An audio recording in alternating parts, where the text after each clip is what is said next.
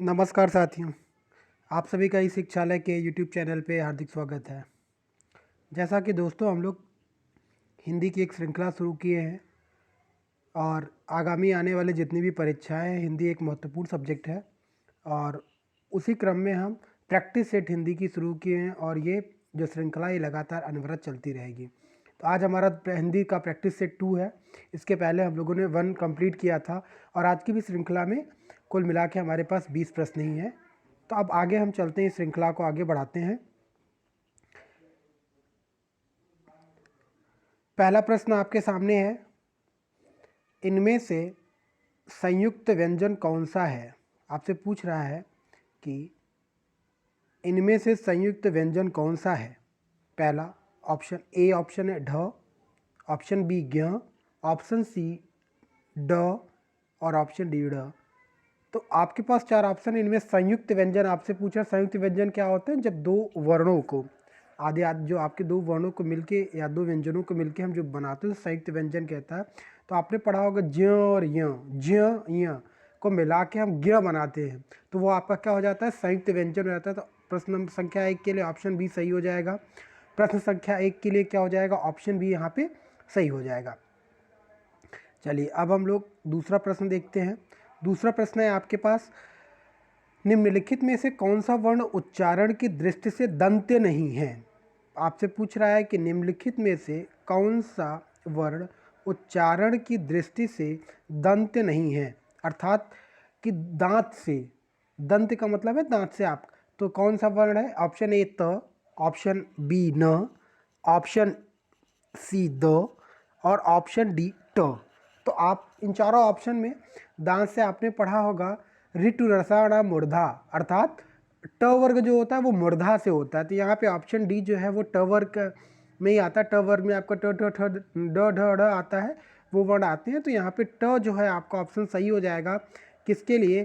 क्योंकि ये मूर्धा से है तो दंत वर्ग का नहीं है। बाकी तो थो द ध न जो है दंत वर्ग में आते हैं। ठीक, अगला प्रश्न आपके सामने है, जिन शब्दों के अंत में अ आता है उन्हें क्या कहते हैं। आपसे प्रश्न कह रहा है जिन शब्दों के अंत में अ आता है उन्हें क्या कहते हैं।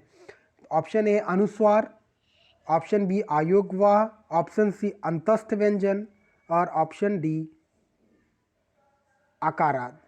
तो आपसे पूछ रहा है कि अ आता है तो अनुस्वार आपने पढ़ा ही है, आयोगवाह आपके 2 ही होते हैं, अंतस्थ व्यंजन भी आपने पढ़ रखे हैं। तो यहाँ पे ऑप्शन जो हो जाएगा वो आपका डी सही हो जाएगा। आकारांत, उन्हें क्या कहते हैं हम? आकारात कहते हैं, आकारांत कहते हैं। ऑप्शन डी जिनके अंत में अ आता है उन्हें आकारांत कहते हैं। ठीक, नेक्स्ट प्रश्न है आपका, अगला प्रश्न है आपका, निम्नलिखित में से कौन सा स्वर नहीं है। कौन सा स्वर नहीं है? तो आपने स्वर देखा होगा, हिंदी में पढ़ा होगा, तो उसमें आपके पास क्या है? स्वर कौन सा नहीं है? ऑप्शन ए कह रहा है अ, ऑप्शन बी उ, ऑप्शन सी ए, ऑप्शन डी य। तो आपने पढ़ा है कि य जो है क्या है? वो स्वर नहीं, व्यंजन है। तो यहाँ पे हमारा ऑप्शन डी सही हो जाएगा। प्रश्न संख्या 4 के लिए ऑप्शन डी य जो है, य जो आप कहते हैं वो क्या है? व्यंजन है, जबकि अ उ ए क्या है? स्वर है। अगला प्रश्न आपके सामने है दोस्तों, आपसे पूछ रहा है 5वें प्रश्न में कह रहा है छ फॉर छत्री, छ वर्ण किसके योग से बना है। छ वर्ण जो है वो किसके योग से बना है? तो छ वर्ण आपका ऑप्शन ए क श, बी क च, सी क प्लस छ और डी क प्लस स। आपसे कह रहा है कि छ वर्ण का निर्माण किन 2 वर्ण व्यंजनों के या वर्णों के योग से बना है। तो वो क्या है आपका ऑप्शन? आपका ऑप्शन यहाँ पे ए सही हो जाएगा। क और स को मिलकर 6 वर्ण का निर्माण हुआ है।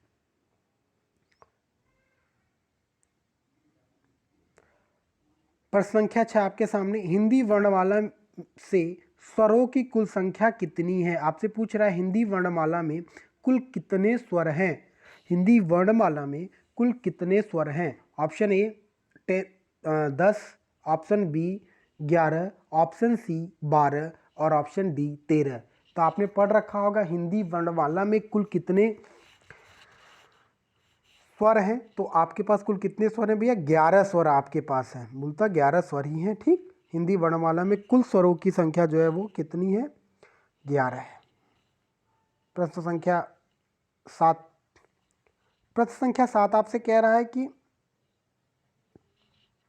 निम्नलिखित में से कौन सा ट वर्ग नहीं है। ट वर्ग का मतलब है मुर्दा, आपने जो ट्रसाल मुर्दा ट वर्ग है, तो ट वर्ग का मतलब ट वर्ग में नहीं है। ट ठ ड ढ ड़, ये 5 वर्ण तो ट वर्ग में है। तो आपसे पूछ रहा है इनके अलावा जो वर्ण होगा वही आपका ट वर्ग से नहीं होगा। तो ऑप्शन ए ठ, ऑप्शन बी ढ, ऑप्शन सी ड़ और ऑप्शन डी जो है घ है। तो ऑप्शन डी यहाँ पे सही हो जाएगा। घ जो है वो कंठ वर्ग है, या आप कह सकते हैं क वर्ग से, कंठ से उच्चारित होने वाला है, क वर्ग का वर्ण है। तो यहाँ पे क्या हो जाएगा, ऑप्शन डी आपका सही हो जाएगा। अगला प्रश्न है आपका,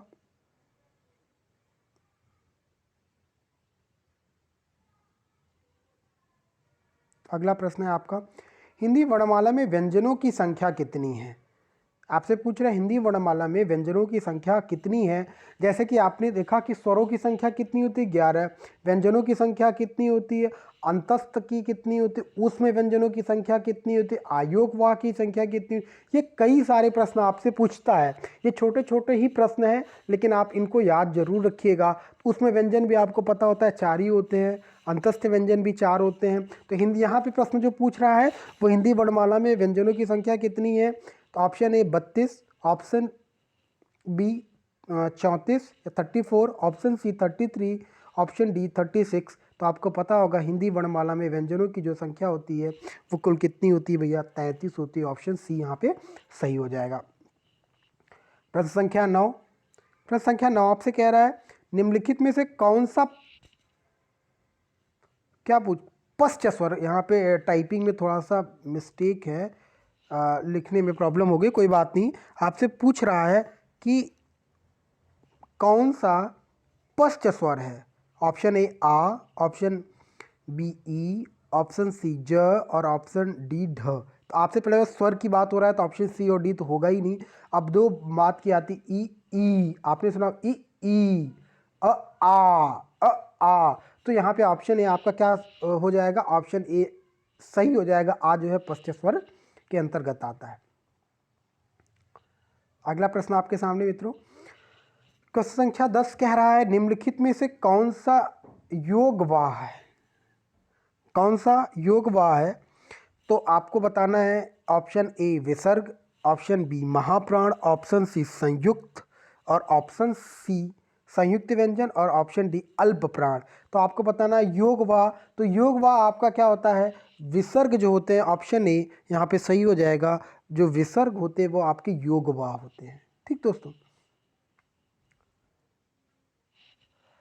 प्रश्न संख्या 11, छ ध्वनि का उच्चारण स्थान है। आपसे पूछ रहा है छ वर्ग में जो दूसरा वर्ण आता है वो छ है। छ ध्वनि का उच्चारण स्थान आपसे पूछ रहा है। तो इचु यसा नाम तालु, आपने पढ़ा होगा इचु यसा नाम तालु। तो च वर्ग जो है वो किससे होगा, तालु से होगा। तो ऑप्शन ए जो है दंत है, ऑप्शन बी ओष्ठ है, ऑप्शन सी तालव्य है और ऑप्शन डी क्या है, इनमें से कोई नहीं। तो यहाँ पे ऑप्शन सी सही हो जाएगा। तालु से उच्चारण होता है, इच ऐसा नाम ई, और च वर्ग जो है आपका किससे होता है, तालु से। तो तालव्य यहाँ पे सही हो जाएगा। चलिए अगला प्रश्न है आपके पास, प्रश्न संख्या 12, और आपसे कह रहा है निम्नलिखित में से कौन एक संयुक्त व्यंजन नहीं है। दिए गए विकल्पों में से कौन सा एक ऐसा है जो संयुक्त व्यंजन के अंतर्गत नहीं आता है।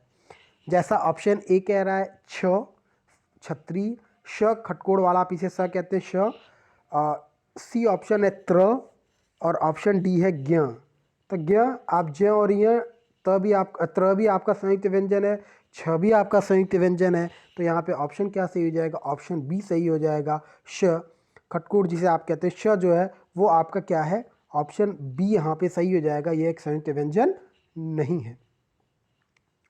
अगला प्रश्न आपसे कह रहा है, प्रश्न संख्या 13, तालव्य व्यंजन है। तालव्य व्यंजन का मतलब तालु से उच्चारित होने वाले व्यंजन कौन कौन से हैं। ऑप्शन ए च छ ज झ, ऑप्शन बी ट ठ ड ढ, ऑप्शन सी तो थो दो ध और ऑप्शन डी पो फो बो भ।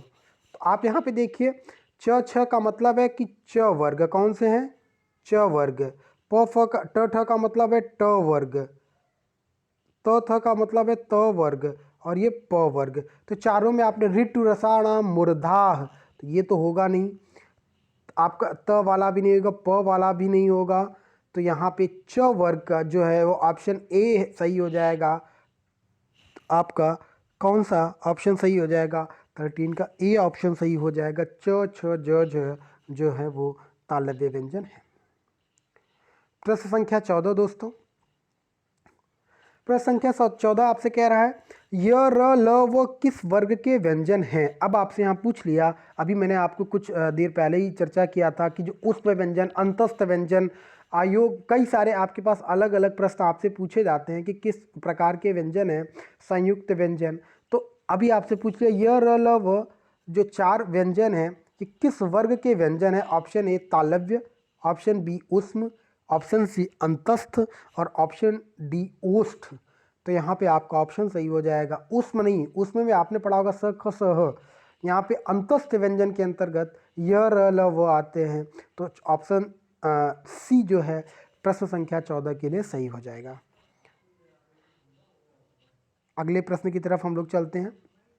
आपसे पूछ रहा है अनुनासिक का संबंध होता है।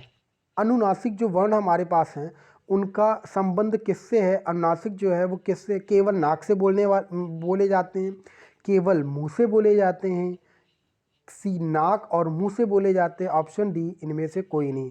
फिर से सुन लीजिए, अनुनासिक का संबंध किससे होता है? ऐसे जो केवल नाक से बोले जाते हैं, ऑप्शन ए, ऑप्शन बी केवल मुंह से बोले जाते हैं, ऑप्शन सी नाक और मुंह से बोले जाते हैं, ऑप्शन डी इनमें से कोई नहीं। तो ध्यान रखिएगा, अनुनासिक का जो संबंध होता है नाक और मुंह दोनों से होता है। तो यहाँ पे जो आंसर हो जाएगा वो 15 का सही सी हो जाएगा। ठीक है, सी फॉर चेन्नई, नाक और मुंह से। अगला प्रश्न आपके सामने, प्रश्न संख्या 16। प्रश्न संख्या 16 आपसे कह रहा है अनुनासिक व्यंजन कौन से होते हैं। अब देखिए दोनों प्रश्न एकदम अभी आपसे पूछा कि कहाँ से संबंध था, नाक और मुंह से। अब आपसे पूछ रहा है जो व्यंजन अनुनासिक वो होते कौन से हैं। पहला ऑप्शन जो दिया है ए, वर्ग के प्रथम अक्षर, प्रथमाक्षर दे रहा है, वर्ग के तृतीयाक्षर दे रहा है, वर्ग के चतुर्थ अक्षर दे रहा है आपको, और कह रहा है कि वर्ग के पंचम अक्षर होता है। पंचम अक्षर मतलब आपके वर्ग में जो क वर्ग है उसका 5वां अक्षर, जो च वर्ग है उसका 5वां अक्षर, ट है उसका 5वां अक्षर, और ऐसे जो भी आपके अलग अलग वर्ग हैं। तो यहाँ पे वर्ग के पंचमा अक्षर जो होते हैं वही आपके क्या होते हैं? अनुनासिक व्यंजन होते हैं। जैसे आपने पढ़ा होगा अंग, इ, ड़, न, ये सब क्या हैं आपके? ये सब वर्ग के पंचमाक्षर हैं। इन्हें हम क्या कहते हैं? तो यहाँ पे ऑप्शन जो है डी सही हो जाएगा प्रश्न संख्या 16 के लिए। अगला प्रश्न आपके सामने है, प्रश्न संख्या 17। हिंदी वर्णमाला में स्वरों की संख्या कितनी है? आपसे पूछ रहा है हिंदी वर्णमाला में स्वरों की संख्या कितनी है? 8, 9, 11 और 14। देखिए इसके पहले भी आपसे इसके पहले भी ये क्वेश्चन आ गया है, क्वेश्चन यहाँ पे रिपीट हो गया, कोई बात नहीं। तो यहाँ पे आपको पता है हिंदी वर्णमाला में जो स्वरों की संख्या है वो कितनी है? अभी अभी आपने देखा था 11 है। प्रश्न संख्या 18। कंठोष्ठ ध्वनि का उदाहरण है। कंठोष्ठ ध्वनि का उदाहरण है। प्रश्न आपसे पूछ रहा है कंठोष्ठ, कंठ और ओष्ठ से, कंठ और ओष्ठ से उदाहरण, ध्वनि का उदाहरण किससे है? प्रश्न संख्या ऑप्शन ए औ, ऑप्शन बी ए, ऑप्शन सी क और ऑप्शन डी तालव्य। तो यहाँ पे कंठोष्ठ क्या हो जाएगा? जो आपका औ ऑप्शन सही हो जाएगा, ऑप्शन ए। ऑप्शन ए प्रश्न संख्या 18 के लिए सही हो जाएगा। प्रश्न संख्या 19। भाषा निर्माण में इकाइयों का सही अनुक्रम है। आपसे पूछ रहे हैं जब हम भाषा का निर्माण करते हैं तो जो इकाइयां हैं लगातार हमारे पास, उनका सही क्रम क्या है? तो आप देखिए ऑप्शन ए शब्द पहले आता है, ध्वनि आता है, वाक्य और पद आता है। ये ऑप्शन क्या है आपका? ये ऑप्शन आपका गलत हो जाएगा। पहले जब शब्द बन गया तो ध्वनि क्या है? ध्वनि तो सबसे छोटी इकाई है, फिर आपका वाक्य और पद, ये तो हो ही नहीं सकता। फिर कह रहा शब्द, वाक्य, ध्वनि, यहाँ पे भी ध्वनि बाद में आ रही थी, ये भी ऑप्शन आपका गलत हो जाएगा। फिर आपसे कह रहा है पद, वाक्य, ध्वनि, यहाँ पे भी ध्वनि देखिए बाद में आ रही थी, ये भी गलत हो जाएगा। ऑप्शन डी में क्या कह रहा है? ध्वनि, शब्द, पद और वाक्य। इसका मतलब ऑप्शन डी यहाँ पे सही हो जाएगा। जो सही अनुक्रम होगा वो ऑप्शन डी होगा। भाषा निर्माण की जो इकाई का सही अनुक्रम है, पहले ध्वनि, फिर शब्द, फिर पद और वाक्य हो जाएगा। चलिए सीरीज का आखिरी प्रश्न, प्रश्न संख्या 20। कह रहा प्रयत्न के आधार पर ल किस वर्ग की, किस प्रकार की ध्वनि है? प्रयत्न, आपने जब व्यंजनों का विभाजन पढ़ा होगा, अलग अलग प्रकार पढ़े होंगे, तो वहाँ पे कई सारे व्यंजनों को विभाजित किया गया है कि किस प्रकार की ध्वनि के अंतर्गत आते हैं। तो ऑप्शन ए है पार्श्विक, ऑप्शन बी है उच्छिप्त, ऑप्शन सी है प्रकंपित और ऑप्शन डी है संघर्षहीन। तो यहाँ पे जो ल वर्ग है वो हमारा किसके अंतर्गत आता है? पार्श्विक के अंतर्गत आता है। तो हमारा प्रश्न संख्या 20 के लिए जो ऑप्शन सही हो जाएगा वो पार्श्विक हो जाएगा। तो दोस्तों आज की श्रृंखला में हम इतना ही रखते हैं और हम आपके यही जो आपकी सीरीज़ चल रही है, श्रृंखला चल रही हिंदी की, ये लगातार आपकी जारी रहेगी और आप हमारे साथ बने रहिए। अगर आपको ये वीडियो सही लगे तो आप लाइक और सब्सक्राइब करें, जिससे हमारा मोटिवेशन बना रहे और हम आपके लिए और आगे भी ऐसे वीडियो लाते रहें जो भी आपकी परीक्षा में लाभदायक साबित होंगे। तो चलिए दोस्तों, जय हिंद। आप सब अपना ध्यान रखिए, अच्छे से रहिए और अपनी पढ़ाई करिए। धन्यवाद दोस्तों।